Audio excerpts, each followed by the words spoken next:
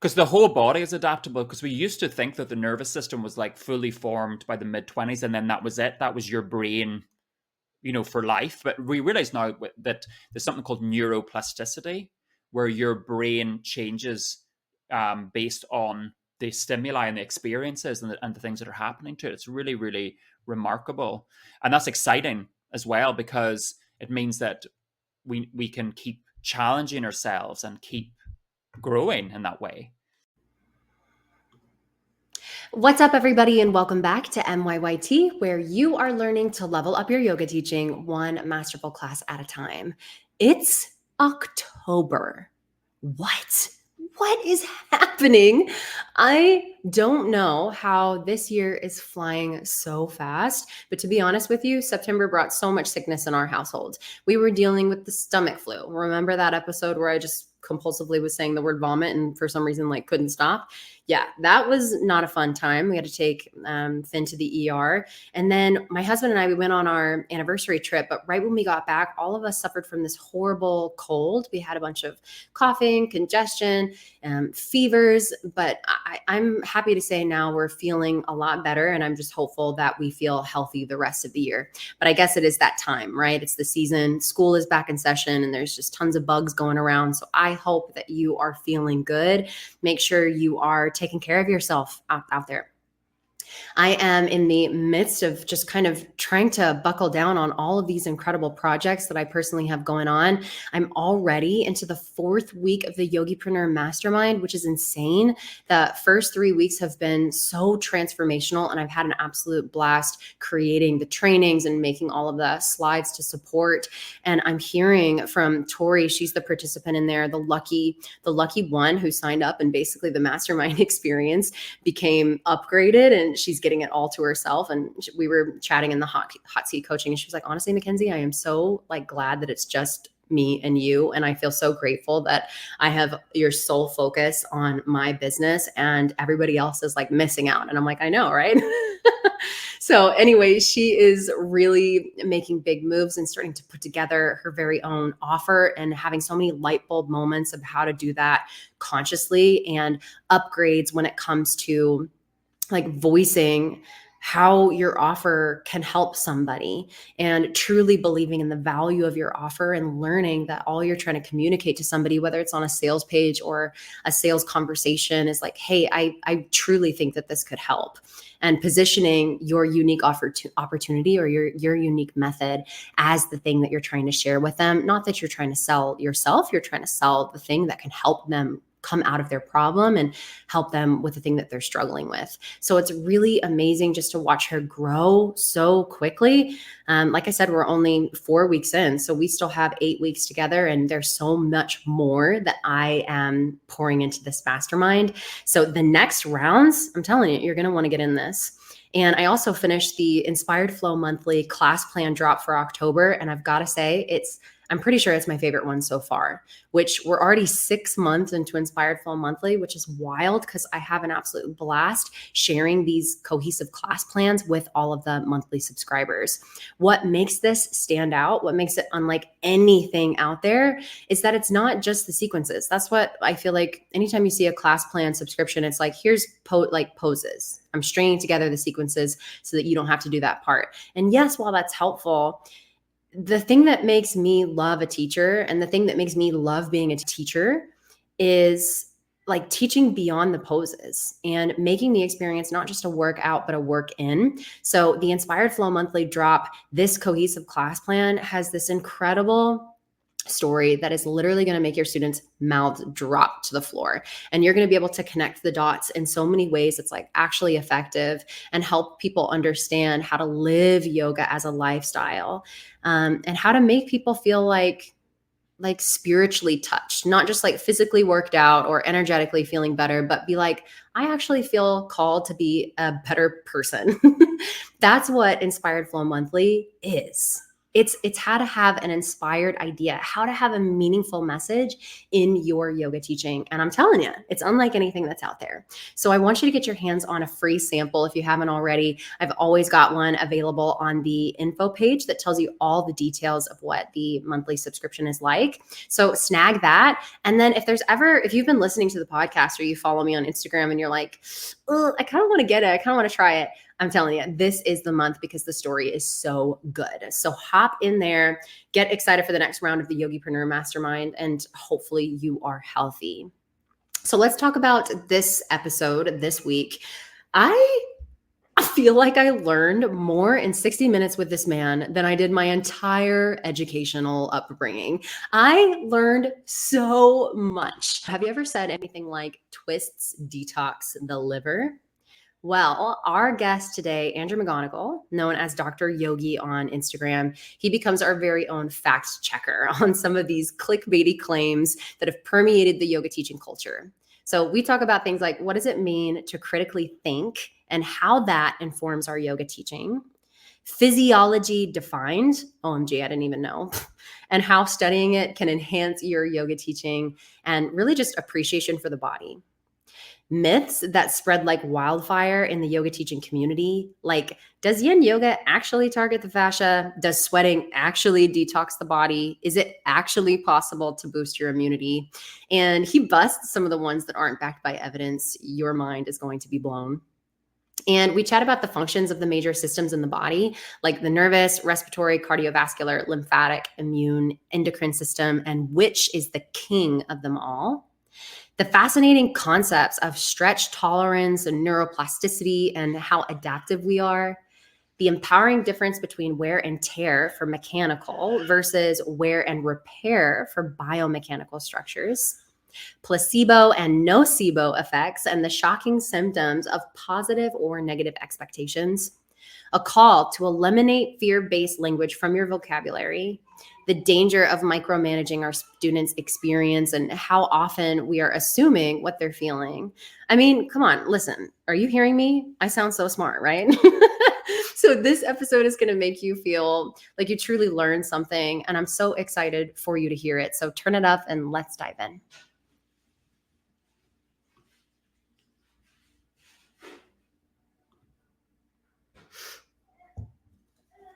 Hey yogis, Mackenzie Fly here, mom, yogapreneur, teacher trainer, retreat leader, and your guide to master your yoga teaching. This podcast is your weekly dose of actionable wisdom and candid chats with industry experts. Learn to connect deeper, weave yogic magic, and lead by example. Full disclosure, I'm still mastering it too, but together we'll skyrocket your impact and income.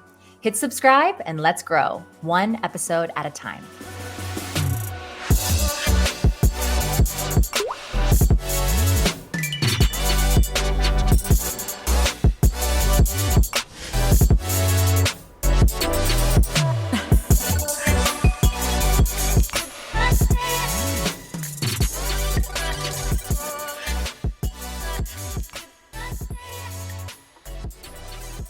Andrew McGonigle has been studying anatomy for over 20 years, originally training to become a doctor, and then moving away from Western medicine to become a yoga teacher, massage therapist, and anatomy teacher. He combines his skill and experience to teach anatomy and physiology on yoga teacher training courses internationally and runs his own yoga anatomy online course. His book, Supporting Yoga Students with Common Injuries and Conditions, a handbook for yoga teachers and trainees, was published in March 2021. And his most recent book, The Physiology of Yoga, was published in June 2022. He lives in Los Angeles with his husband. Thank you so much, Andrew, for being on the podcast. I am absolutely psyched to have you. Oh, thank you so much for having me. And can I just say, you have a great voice for podcasts. Thank you. Yeah. It's awesome. I love your voice. Oh, I appreciate that. I actually have a background in performance. So musical theater was my background, and I worked for many years on this voice. So thank you so much. No, it's an honor to be here. Thanks for having me. Yeah, I'm seriously a huge fan of you and your mission and your work. So likewise, and I already said this to you, but I have to say it again so that our audience kind of understands how who we're talking to. My initial thought when your book came in the mail is, oh no, he is so smart. And I hope that I can also sound smart when I am talking to you, because obviously, being the doctor that you are, you just come to the yoga teaching profession with such a unique skill set and background. And I know that I personally am going to learn a lot from you, and I know that our listeners will too. So, what is it like being an actual doctor, but also yoga teacher? Yeah, so it's a really good question. So first things first, I'm no longer registered as a doctor. I kind of want to make that clear. I graduated med school a long time ago, about 20 years ago, and I did work as a brief period as a doctor. But then I ran away screaming from it because I was just like, this is not the career for me. I was very lucky for two main reasons. Going to med school in the UK, you tend to go when you're about 18. So I graduated when I was 23. So I felt young, and I felt like I had all my life ahead of me when I wanted to make other decisions. And also, I didn't have to pay for medical school. I had to pay £1,000 a year in the UK. Can you imagine? So if I had done that in America, I would have been older graduating, and I would have been in hundreds of thousands of dollars debt. So I'm so grateful that I had the opportunity to do that, but also then to pivot and change career, you know. But what the beautiful thing is that having that background has allowed me to kind of step back as a yoga teacher and really question the things that I say and that I do. And then also now to educate other people with that. So it basically has helped me to think critically. And it's just given me this like deep, deep, deep appreciation of the body, this awe that I now want to, share with everyone else. So it's been a really, really interesting process. I'm super grateful. I think for many of us, um, when you're on certain steps of your journey, it's hard to understand why you've made all the choices that you've made. But now that I'm in my 40s and that I'm teaching anatomy full time to yoga teachers, it all makes sense. When I look back and I kind of see the different parts of my journey, I'm like, okay, I now understand that it's all kind of come together quite beautifully. So I love to hear it, and I also love to see it. You're a beautiful example of that, of using your story and your background, like it all fits and you integrate it all. And I'm really glad you brought up the point of critical thinking, especially as a yoga teacher. Can you unpack that a little more, and what do you mean about critically thinking, and how does that influence or inform our yoga teaching? yeah, it's really trying to look for evidence behind the things that we say. So if we are making claims and we're putting claims out there that, oh, yoga helps with X, Y, Z, I say, or Z, um, really it's up to us to back that up and to provide the evidence for it, you know. And also, when say we're researching a topic, and I want to say, look at, for example, I've started to write a newsletter today on does yoga help with anxiety? It's so easy to start to research that and only kind of include the information that backs up the direction you want to go in. But actually, it's also important to look for evidence that challenges that might even say, well, no, yoga doesn't help with anxiety in certain cases. Does that make sense? So it's just basically like thinking outside the box. I think there's a lot of different cues and different statements that we make in the yoga world that spread like wildfire, and they become so commonly shared that it's very easy to think that they're based on fact, where in fact they're often not. So that's one of my jobs I see in the yoga world. It's to help people to kind of navigate that. It's so needed. It is so needed. And I appreciate you being the fact checker.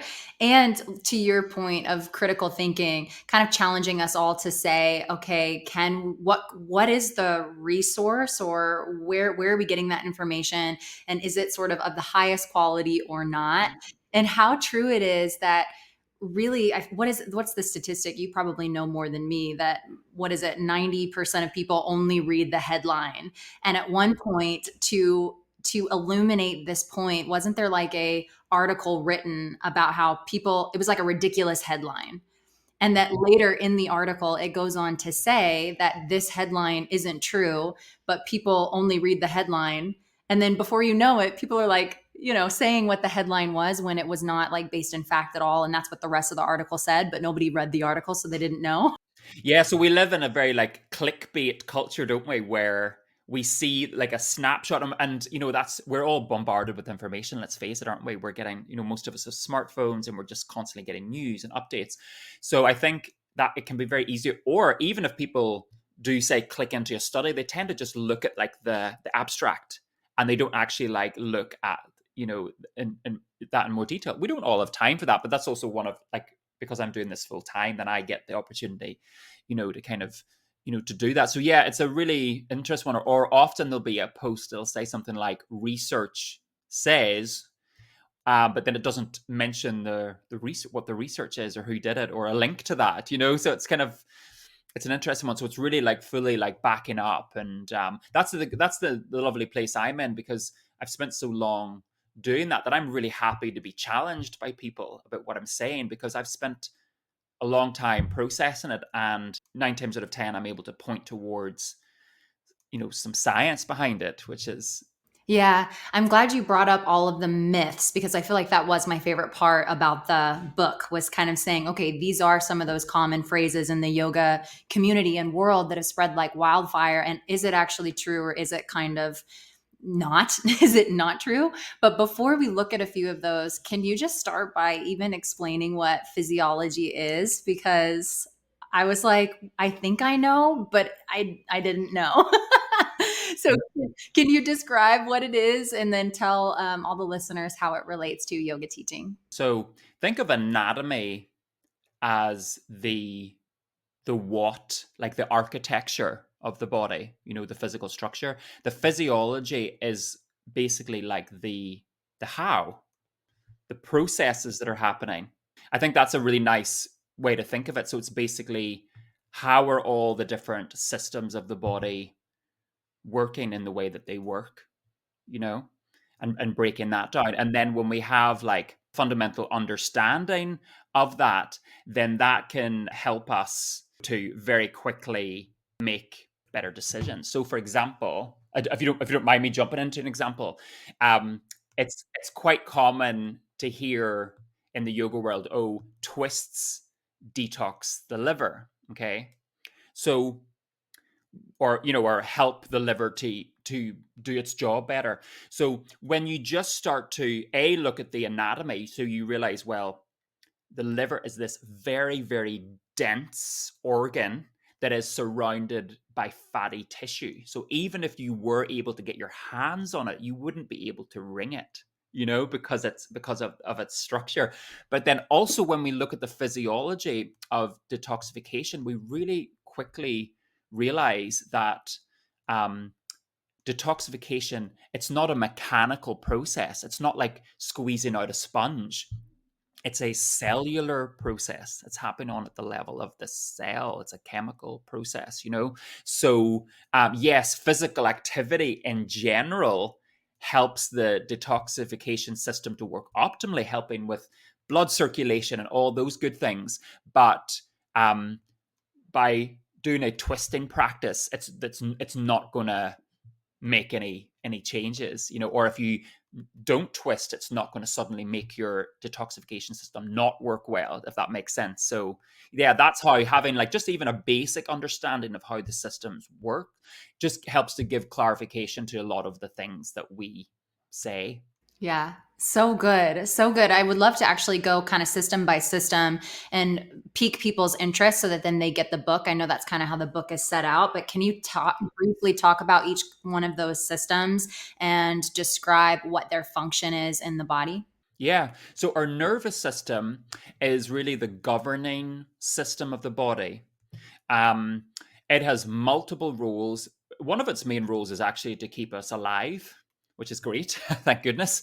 Um, but it is constantly receiving information from our environment and from the body, and also then sending information back out into the body, helping us to basically respond to the different demands and stimuli that are placed upon us. So it's this kind of big governing regulatory system that also helps us to communicate. So just absolutely fascinating.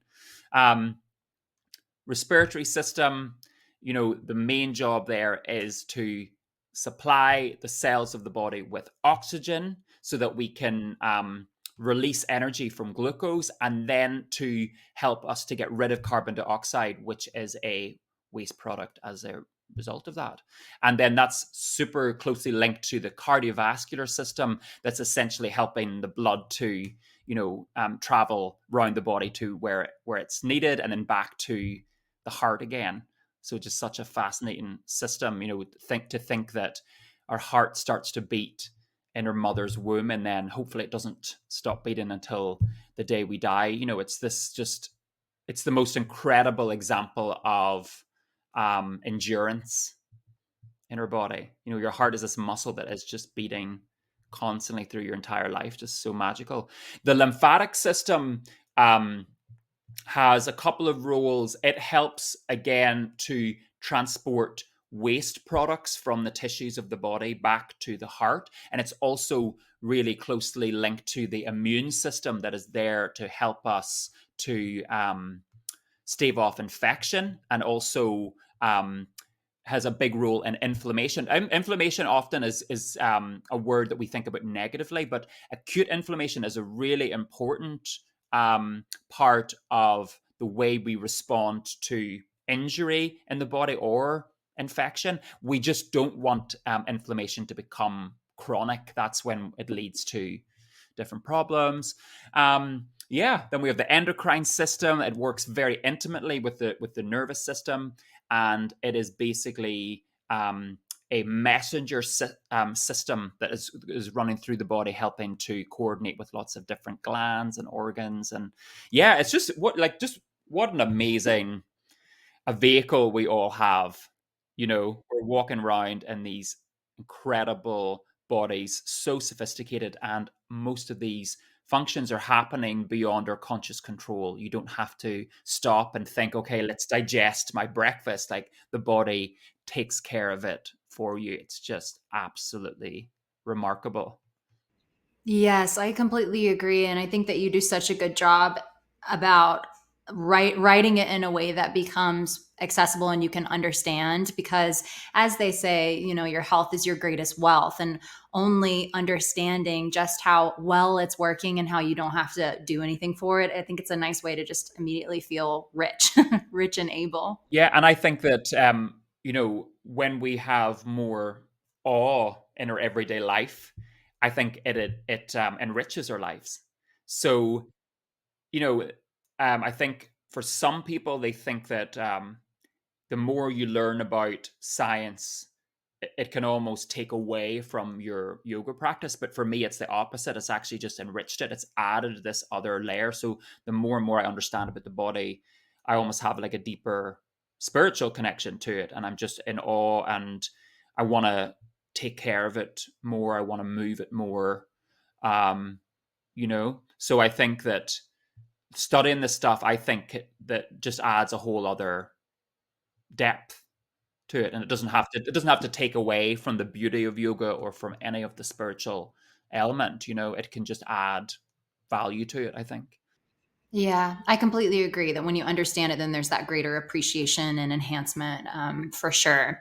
I don't remember which section of the book it was, but one thing that made my jaw drop to the floor, and I'd never heard of this concept, but it was the concept of creep And it was a section where you were myth busting on yin yoga and holding the postures for longer periods of time, and when the body kind of really experiences opening or the feeling of becoming more flexible from being in the shape for a while.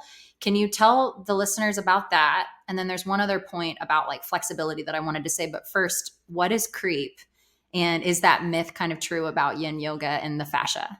Yeah, it's really interesting actually, because we just don't have all the concrete answers when it comes to something like yin yoga. I think it can be very easy for people to want to very succinctly say, "Oh, yin yoga affects the body in this way, and this is the benefit that we're going to get out of it." And honestly, we just don't even have a full body of evidence to really point us in the right direction at the moment. So there's a lot of talk about yin yoga in some worlds, targeting the fascia, which is a type of connective tissue that is interwoven through the body, and it's almost as if people say it's almost as if it's specifically targeting one layer of the body, and we realize that it's just not the way things work when you take a step back, because we're all interwoven. Like, I think in the with the medical model, we separate things into separate muscles, bones, everything, so that we can understand them, but then we have to put it all back together. We're not a collection of separate parts, but we're one entity. So it's an interesting one. I think maybe as more research comes out, we'll be able to be a bit more clear about certain benefits from long hold stretching and things like that. But at the moment, it's still, the jury's still out there, and I think that's also a really, really amazing thing, because the information we have about the body is still evolving and it's changing, and even when it comes to like stretching, there was a time where stretching was very, very popular, and a lot of people were saying, oh, it's going to prevent injury and all these things. And then there was a time where the pendulum swung and stretching became less popular. It's almost as if people were saying, oh, don't stretch, it's a bad thing, it's never black or white. And now the pendulum's kind of like starting to swing back again, and we have to just also be aware that we don't always have all of the answers, and that's a really exciting thing. So I like to sit on the fence quite a lot with things and just keep an open mind and say, well, at the moment the research is pointing us in a certain direction, but actually with time that might shift and change again. Yeah, no, I love that you keep that open mind about it and that you are open to hearing both sides with like flexibility, even. Of course, people think when they think yoga, they mostly think I need flexibility as a prerequisite or it's a huge part of it. There was a bit that you were talking about being like sedated or you're unconscious, that there's all of this mobility that isn't there when you're awake. And this concept of like, you think of stiffness in the body as like being this physical thing that's in the way, but it being more of maybe like a nervous system response. I was like, what? My whole life is changing. And that when people are manipulating people's bodies that are unconscious, they need to be trained so they don't accidentally dislocate joints. I just was like, wow, the nervous system, I guess, is like incredible in the sense of how much it wants to protect you. So please just unload on the listeners about that, because wow. Yeah, so it kind of comes down to a concept that's been emerging recently called stretch tolerance. Okay, so I think there was a belief previously that each time we like stretch a muscle, so think of if you're doing like forward folding in yoga every day, that literally the muscle is becoming longer and longer and longer each time we stretch, which is why over time we're able to move further. And we're starting to realize that that's likely not the case, or maybe there's a tiny bit of lengthening, but not enough to explain why we get increased range of movement. And with that has come this idea of stretch tolerance. And it's essentially that, as you've said, the nervous system is essentially governing the behavior of the muscle. Okay. So it's almost like the nervous system gets to decide how the muscle acts. So If we're it's crazy, isn't it? So if we're doing a forward fold every day for weeks, over time, the nervous system recognizes that movement and almost says, "Okay, we're safe here," and it grants your body permission to move a little bit further. It's quite amazing, isn't it? Yes, that is amazing because it's just so not the training or maybe just the conversation. So I find it complete. It's groundbreaking. Yeah, and it's why ideally we should be moving mindfully. We should be moving with intention. We should be moving with a focus on the breath, and all of these things help the nervous system to be getting signals that we're safe, and then that might allow us to move a little bit further. Because can you imagine that imagine the hamstrings did get longer every time you stretch them? They'd end up be like hanging off the back of your leg. They'd be so long, you know. So yeah, and it's really fascinating, and it's going to be really exciting to get more information about this concept of stretch tolerance as the research grows. But yeah, it's a really really cool thing. This is one of my favorite things, honestly, about teaching anatomy. It's not necessarily helping people to like remember all the names of the muscles and the bones, but it's these principles that just start to change your view about the body. And we realize how incredible the body is, and it just starts to change the way you look at your body, the way you use your body. Yeah, and how, I mean, you're speaking to it when you're saying that it's amazing, but one of the things that is so amazing about it is how adaptable it kind of is. And I think you talk about that really well, especially in the section of the nervous system and how much it can change based on what you're doing. So is there any like specific examples that you can think of that you wrote about in the book or really, I guess even just what we said about, doing a forward fold again and again and again, it's really your nervous system becoming more accustomed to that and okay with it and adapting to that action. And so you can it goes both ways, like that phrase, you use it, you lose it, or if you do it, you're going to experience some change. Because the whole body is adaptable. Because we used to think that the nervous system was like fully formed by the mid 20s, and then that was it. That was your brain, for life. But we realize now that there's something called neuroplasticity, where your brain changes based on the stimuli and the experiences and the things that are happening to it. It's really, really remarkable. And that's exciting as well, because it means that we can keep challenging ourselves and keep growing in that way. And the similar with the body, you just like you said, use it or lose it. The same with our bones. Or bone, if you start to have a sedentary lifestyle, your bones will become weaker. But the more active you are, and the more novel stimuli you apply to the body, and the more weights you lift at the gym, etc., your bones will grow in response to that. It's just incredible. I love that analogy of the car. It was something about like a car being like a good way to take care of it is to keep it in the garage, parked, and don't use it. But with the body, it's actually the opposite, that in general, all movement is kind of good. And I think that to me, that was like the overarching theme to glean from this book, is that like just daily take it out for a little test drive.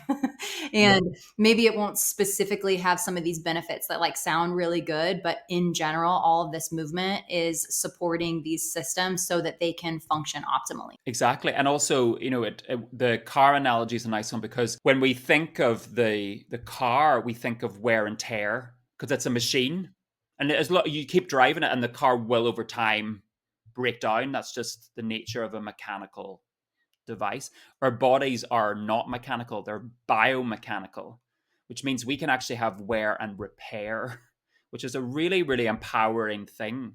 Because, so let's take the example of osteoarthritis. Okay.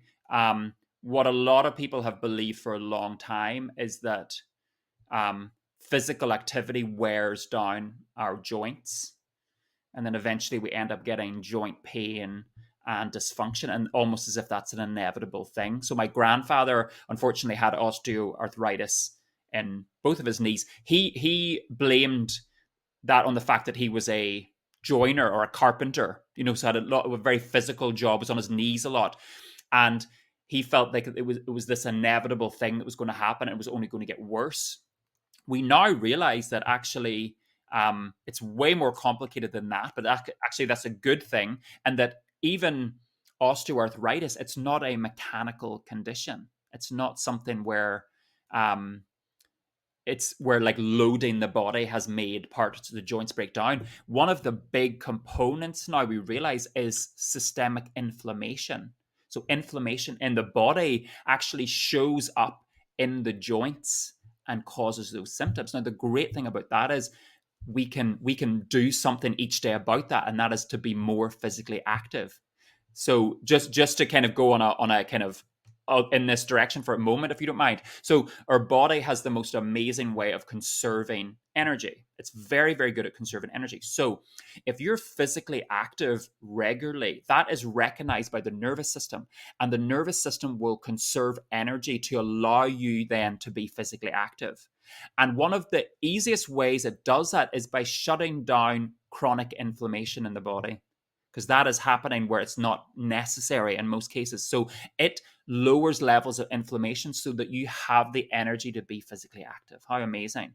So long gone are the days where we think, oh, we need to stop running because it causes knee osteoarthritis. Unless you're an Olympic marathon runner, being a casual runner a few times a week is not going to lead to knee problems. In fact, it's probably going to help you to keep your knees healthy long term. So physical activity is literally one of the best things that we can do. So it's all about wear and repair rather than wear and tear. Like how amazing and how empowering it is to really sit with that. Exactly. And I know one of your things too is kind of moving away from fear-based language or speaking in a way that makes a student feel like they're going to hurt themselves.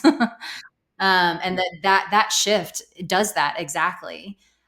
So 100%, I love that so much. Did you have more you wanted to say on the language or empowering? I would love to talk about that. It's one of my favorite topics. My husband has to hear me rant about this all the time. Most of us are familiar with the placebo effect. Say a group of you listening had high blood pressure. I might show up and give you all an M&M every day and say, this is the latest high blood pressure medication. It is so effective.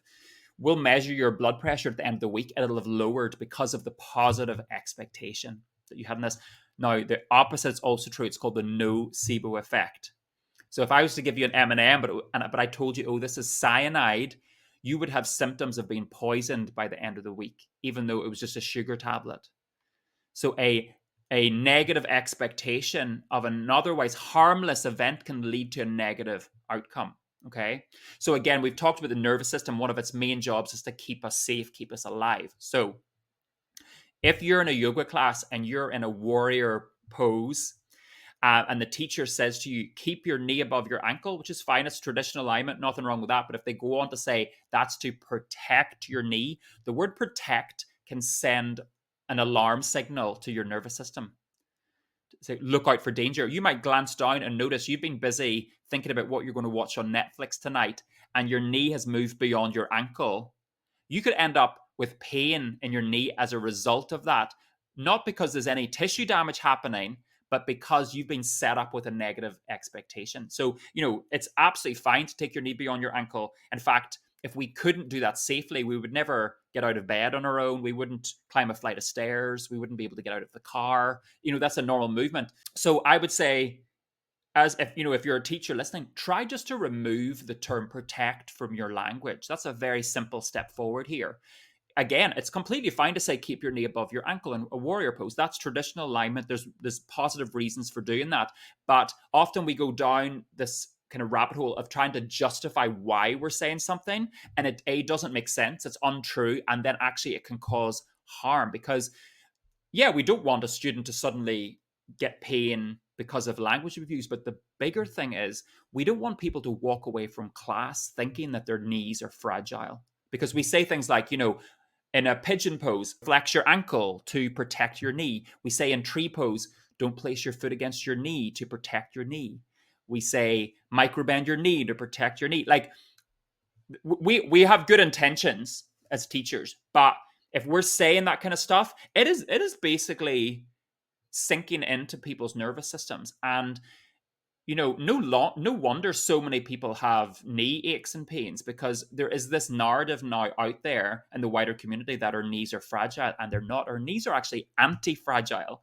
Our knees respond positively to the demands placed upon them, obviously within reason. That has to be progressive, so if suddenly, like for example, if we've never been skiing before and then all of a sudden we're off down the slope and we're making all these sharp turns, we could end up injuring our knee. But if we build up to that and if we train, we can strengthen our knee to deal with those demands. So our body is anti-fragile.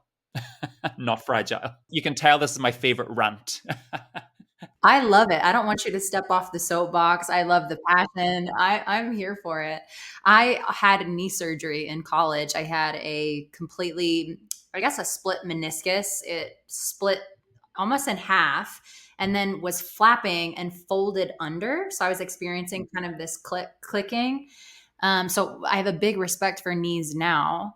But I had arthroscopic surgery and it's basically fine, even though I think they removed half of my meniscus, but learned a bit about knees in that experience. Yeah, we learned so much through our own injuries and through maybe injuries or conditions that other people around us are having. I fell at the start of the year and really badly essentially sprained my elbow. And my arm still isn't straight, but we're getting there. So I haven't been able to have full range of movement on my arm for about 6 months, but it's been an amazing learning curve. I've had to practice what I preach and do all the options for all the poses. I've been doing downward dog with one hand on a block because that arm doesn't straighten, and it's just suddenly you have to completely think outside the box. So yeah, it's been a challenge, but I've learned a lot and grown a lot in the process. Are you feeling stuck? If so, this is your exclusive invite to Vortex Yoga Retreat in Sedona, Arizona, this October 11th through 14th, 2024. Sedona's breathtaking red rocks transform into a fiery masterpiece in the autumn. Imagine practicing yoga amidst this stunning backdrop, feeling the ancient vortexes amplify your intentions and awaken your spirit. This retreat is for you if you crave a deeper connection with your energetic body, the chakras, you're ready to align your life with purpose and passion, or you seek a transformational experience to unleash your inner power. Here's what awaits you.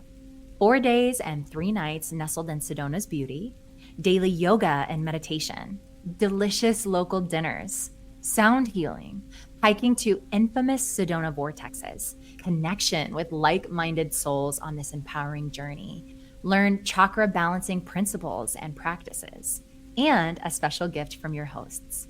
Don't wait. Space is extremely limited and spots are going fast. Visit rachakaretreats.com/Sedona to book your spot and choose your accommodations, or click the link in the show notes. Use code MYYT for 10% off. Are you ready to balance your energy and align your life? Injuries are so humbling, and I'm so excited to grab your other book, which is basically kind of the handbook on working with students with injuries because of how much I've learned in this one. A particular thing that popped out to me, and I guess this would be in the respiratory system section, was either the myth or the language around don't hold your breath, and how actually kind of holding the breath is used in some like heavy weightlifting techniques and how it actually might be of service. Can you educate us a little more on that? I thought that was really fascinating. So some of you might have heard of the Valsalva movement, where you're lifting a heavy weight, like say in a weightlifting competition or something, they will hold their breath in order to do that. So I think really when we apply this to yoga, I think sometimes we can just micromanage people a little bit too much when it comes to breathing, and we can make a lot of assumptions that things like, oh, the breath should feel easeful in every position. Well, actually, if you're in a deep back bend, your breath is going to feel very different to how it might feel in a forward fold. So it's more. I think it's more helpful to use the breath as like a tool rather than as a goal. So I love just to have the breath as an anchor to keep drawing my awareness back to what's going on. So it's like, notice the breath, notice how the quality of the breath might have changed in this pose compared to the previous pose. So I think it's a really interesting one, and again, it just helps us to step outside the box and go, oh wow, yeah, maybe I am being a little bit too prescriptive or a little bit too kind of micromanaging here. Instead of telling people what to do, maybe I can just invite them to notice what's happening a bit more, or maybe I can ask more questions rather than commanding. So how does your breath feel in this position? Are there any changes you can make that allow you to breathe a little bit more fully? So it's like, I think that for me is like a really nice sweet spot where we're helping people to notice the breath and connect to the breath and maybe make changes. And then the beautiful thing is they're able to take that off the mat with them. And then they're able to notice, oh, I'm sat here on the sofa and I'm like, my breath's super shallow. What's going on? Like, can I sit with that for a moment? What emotions are coming up? What's happening with me today? I think that's the magic when we're able to then take the practice off into our everyday life and just help us to be a bit more present, help us to connect with ourselves more frequently. 100%. I think it takes the pressure off us as teachers to then have to know everything scientifically, because some teachers might be like, oh gosh, well, now I feel like I need to know everything to be able to say things. And it's like, well, no, maybe actually it's more often just the invitation back to awareness, which in itself is like, all you're saying is just, hey, become aware of how you're feeling, instead of you might be feeling X, Y, and Z.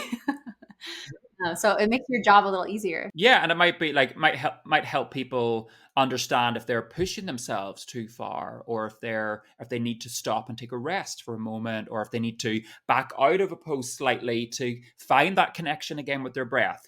So again, that using it as a tool can be really, really powerful. And again, we don't have to in every moment know what's best for everyone in the class. Like, we're helping them to decide for themselves, are the choices I'm making helpful or not, and that's a really beautiful skill to develop over time, a really helpful skill. And back to the empowering conversation of equipping students to make their own choice, to be their own teacher, which is kind of what I personally strive to be. So I love that. Very tangible and actionable for people right now. So as far as the cardiovascular with improving circulation and detoxing, is that a myth that heavy sweating can detox the body? I just feel there was like 6 or 7 of them that I was like, oh my gosh, I am immediately withdrawing this from my vocabulary. So let's set the record straight. Does it help with like detoxifying the body? Well, look, I love sweating. I think sweating is really good for us. It can definitely help with the health of your skin. It can help balance the microbiome in your skin, help your skin be hydrated, all these things. There's basically a little bit of research that looks at sweating and detoxification, and essentially it's saying that its role in detoxification is very, very minimal. So there's other organs of the body, because the skin is an organ, but there's other organs like the liver, the kidneys, the digestive system that play a much, much, much bigger role in detoxification. So I would say if you're not sweating regularly, don't worry about the fact that you might be not detoxifying. You are. But also, I taught hot yoga for years and love hot yoga. So again, if hot yoga is your jam and it makes you feel good, keep doing it. So yeah, that is the sweating idea is a little bit of a myth. I'm sorry to break it to you. Thank you for helping me know better and do better. Another one. But yoga can help with circulation. That is a nice one, because basically, so if you think of, you've got this amazing heart that it's pumping blood out to the body. So imagine the blood reaches your big toe. The blood now needs to get back to the heart. So that's obviously often working against gravity. Yeah. And the beautiful pressure that's been created, the blood pressure that's been created is very minimal at this point now when you're at your big toe. So we get a little bit of help because the veins on the way back to the heart tend to have valves that are one way. They have one way flow. But the other thing is that it's the actual skeletal muscle in those parts of the body, like in the feet, ankles, the calves, that actually help to squeeze the veins and send the blood back to the heart. So yoga that's focusing on moving the toes, moving the feet and ankles, stretching and strengthening the calf muscles, that is all going to have a really, really positive impact on venous return, which is the flow of blood back to the heart. And inversions can help with that a little bit as well. So yeah, so can yoga help with circulation? Definitely. And when we really focus on our breath and we slow our breath and we kind of prioritize our breath, that will also help with the actual blood flow, which is amazing, helping blood draw back to the heart, because the respiratory system, the cardiovascular system are so closely linked. So that's definitely, a big positive. But another myth you had one there on the tip of your tongue. Yeah. The other myth that actually made me laugh was, and I guess it's just, everybody's trying to sell you something, but it was the bit on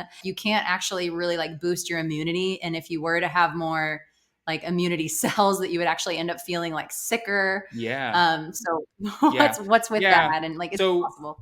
yeah, it's a really good way. It's a really good summary of it. Essentially, it's so easy to throw out a statement, oh, yoga boosts your immune system. Okay. It's way more nuanced than that.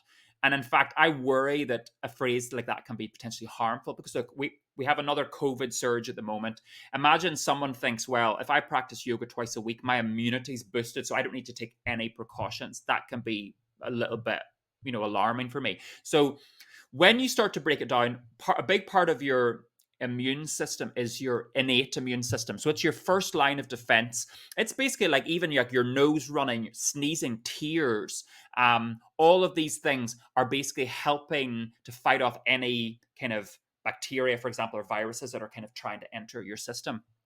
So if that part of your system was boosted, you would feel unwell. You would feel like you had a head cold the whole time. And actually that could lead to depression. So actually that's not a good thing. What we actually want to do is we want to down regulate part of the immune system, which is the part that can lead to chronic inflammation that we mentioned earlier. So yoga and other practices that we do, pranayama, obviously that's all part of yoga, that can actually help us to down regulate part of our immune system, and it can help to lower inflammation, chronic inflammation in the body. So it's way more nuanced than just that, throwing out that statement, oh, yoga boosts this. And in fact, there aren't really any lifestyle factors that can boost your immune system. You can't become like a superhuman, but being physically active, taking care of yourself, eating well can all help your immune system to work optimally. So subtle, just like shifts that I like that how you kind of summarized it, that it's to function optimally, but it's not actually like boosting. Our body's already working perfectly in most cases. Like we don't need things. And if it went to another level, it wouldn't actually be good for us. There's so many things that I feel like I've purchased because it says boosts immunity. So of course it's like, a thing to sell, which I don't know. I actually laughed out loud with that one because I was like, man, it sounds good. Of course people want to buy it when they think that. Yeah, it's a multi-billion-dollar industry. The detox or the detox industry, the boost your immune system industry, these are multi-billion-dollar industries. So it's like marketing, create a problem, and then charge people for a solution to it.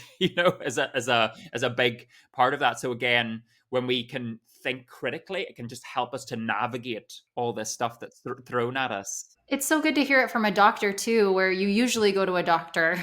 And I know you were kind of like clearing the air in the beginning, but you're way more of a doctor than most yoga teachers and definitely me.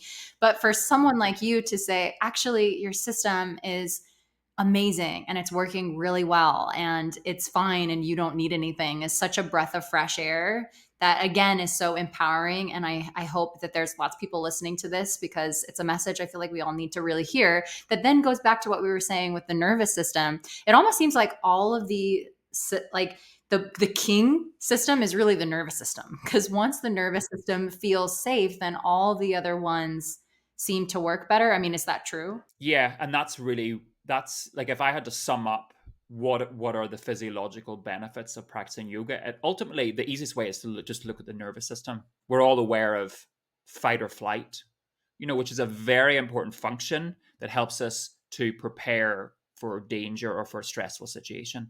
I think the challenge is that in the modern world, we're in fight or flight more often than we need to be, because again, we're bombarded with information.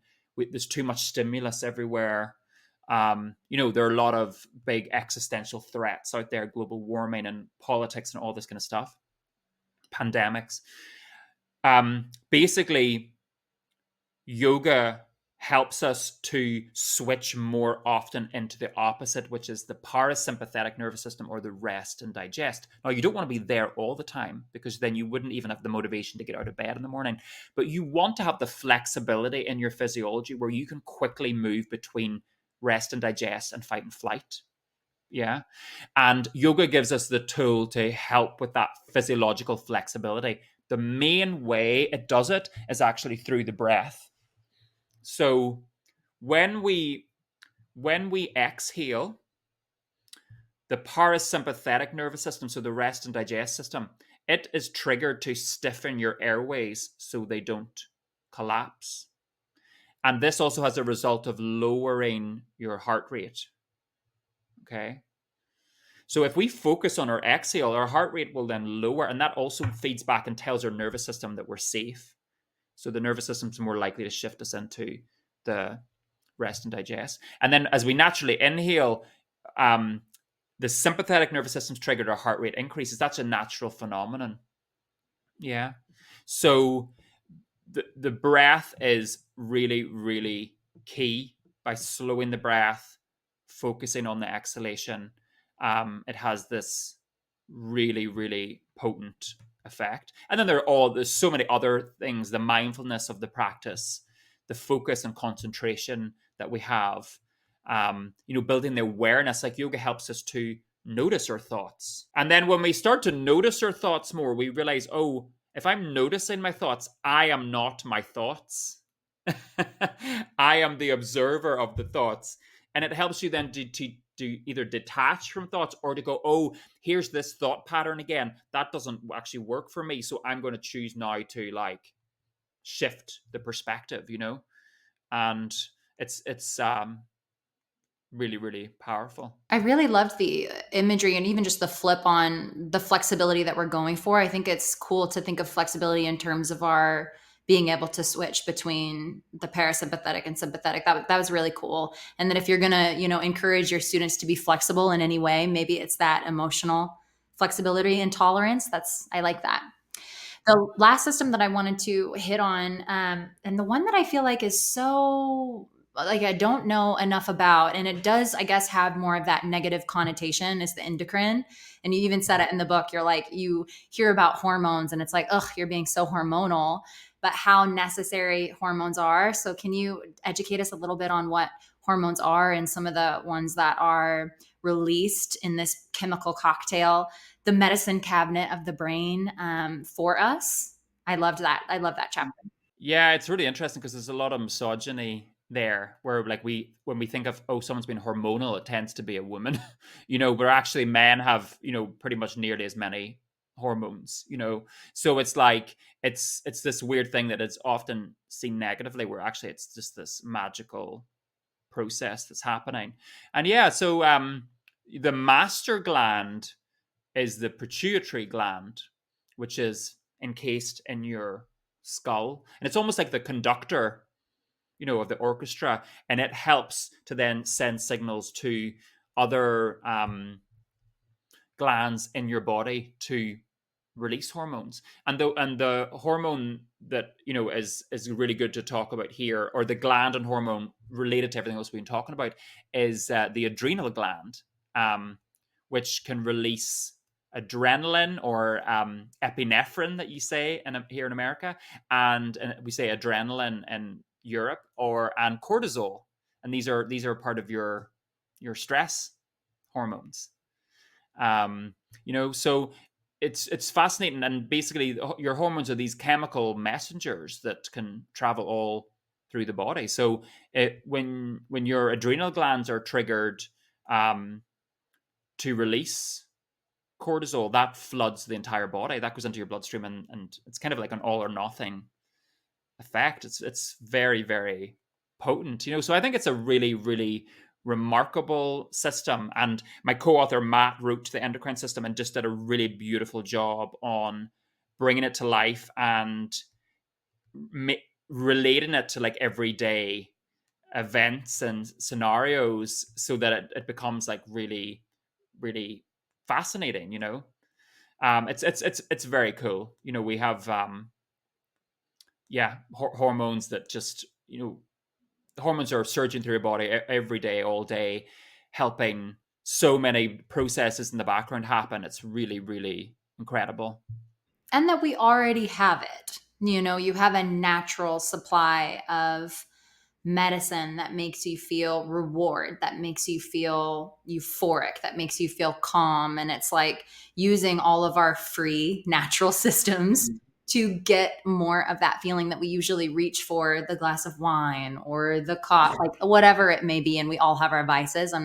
Again, back to the empowering thing of this message. That's the overarching message to me, is like, it's all good. You are all good. And we have a beautiful system, and let's learn how to use it to the best that it can be. Yeah. And you're referring there to like things like dopamine, serotonin, these like feel good hormones. And there's some really interesting research that tells us that yoga can help to increase these levels in our system, which is really amazing. So it's one of the reasons why often after practicing yoga, we feel really good. We can have that like yoga high coming out of Shavasana, and you're like, oh my God, I've definitely like floated out of a yoga class many times, so it's also really nice, to kind of understand a bit about that, and why, suggesting why also long-term yoga can help in many cases with mental health issues, can help reduce severity of depression, anxiety, all these things. It's really remarkable. Yeah, it's like the opposite of a hangover, isn't it? Whereas like when you're drinking your wine, you feel good in the moment, but you pay for it later. Whereas sometimes yoga, it's like you are feeling it in your chair pose or your boat pose. It doesn't feel so good taking the medicine, but you feel incredible like afterwards. So I'd love to flip the script and think of it that way. Yeah. I don't think anyone's ever regretted going to a yoga class. You're going to come out feeling better in many ways, likely. Yeah. And I feel the same about reading your book. I learned so much in the book and in talking to you. Thank you so much for helping us understand some of these systems and presenting it in a way that can hopefully help change our yoga teaching today. Is there anything else that you would like to say on these topics, or how can really all of this knowledge help not only your yoga practice, but also your yoga teaching? Yeah, I would just say, be encouraging. I would say we want for ourselves and for our students just to stay as physically active as possible. So encourage people, remember that the body is resilient, it's anti-fragile. Stay active, stay doing the things that help you feel good, and keep encouraging other people to do the same. I think physical activity is one of the best medicines that we can take. So taking it. The more you move, the more you improve. Yes. Motion is lotion, and all the good stuff. Ooh, I've never heard that one. I love it. Well, to everybody who's listening, if you loved this episode, which I know you will, please take a screenshot, throw it up on your Instagram stories, and tag both of us. My handle is at Master Your Yoga Teaching, the same title as the podcast. And Andrew, what's yours? Yeah, it's at Doctor spelt out, so DOCTOR Yogi. To come follow me on that. And let us know that you listen to it, and we will be happy to celebrate in real time with you when the episode has released, and reshare. Follow both of us. And until next week, namaste blessed.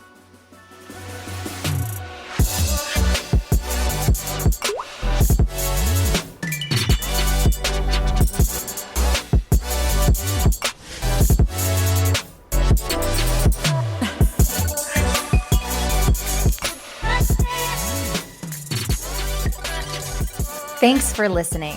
If this is your first time, peruse our feed to see if there's something else that will serve you. We're so grateful that you're here and invite you to join our inner circle by subscribing to our newsletter. If this episode resonated with you, help us spread the word by sending it to a friend who needs to hear this message. Likes, follows, sends, shares, and reviews help us to continue delivering high-quality content to you for free each and every week. Don't forget to tag at Master Your Yoga Teaching so we can reshare. I am a certified yogi. However, this podcast is intended for information and entertainment only. If you are interested in mentorship or coaching with me, check out the website linked in the show notes to get more information. This content and other content produced by CLW Studios and affiliated partners is not therapy, and nothing in this content indicates a therapeutic relationship. Any opinions of guests on the podcast are their own and do not represent the opinions of Mackenzie or CLW Studios. Learn more about Mackenzie, her guests, and CLW Studios by following the links in the show notes.